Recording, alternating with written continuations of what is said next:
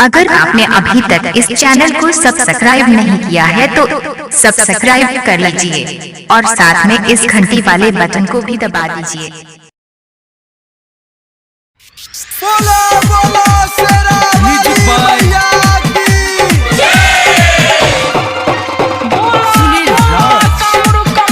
वाली मैया की चढ़त नवरात्र घरे घरे मैया पुजाली। चढ़त नवरात्र घरे घरे मैया पुजाली। केहू के झोली रखे न खाली कि शेरा वाली मैया कहाली। केहू के झोली रखे न खाली कि शेरा वाली मैया कहाली। दर्शन करेला चले भौजी हाली। केहू के झोली रखे न खाली कि शेरा वाली मैया कहाली। केहू के झोली रखे न खाली कि शेरा वाली मैया कहाली।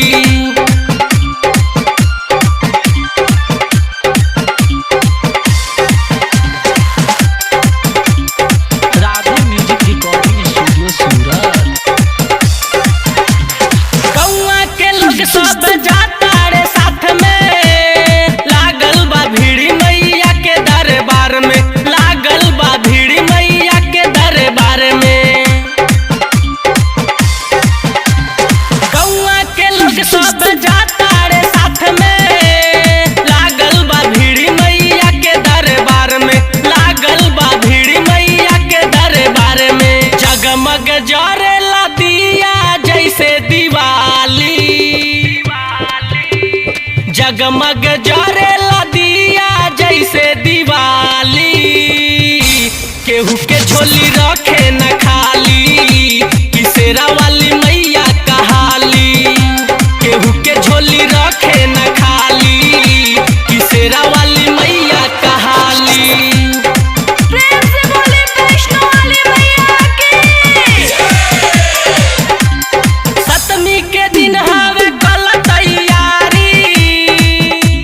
नरियर चुनरिया चढ़ैया पुजारी। नरियर चुनरिया चढ़ैया पुजारी। सप्तमी के दिन हवे कल तैयारी। नरियर चुनरिया चढ़ैया पुजारी। नरियर चुनरिया चढ़ैया पुजारी। बिन मंगले सब दे देली मैया निराली। बिन मंगले सब दे देली मैया निराली। केहू के झोली रखे न खाली कि शेरा वाली मैया कहाली। केहू के झोली रखे न खाली कि शेरा वाली मैया कहाली।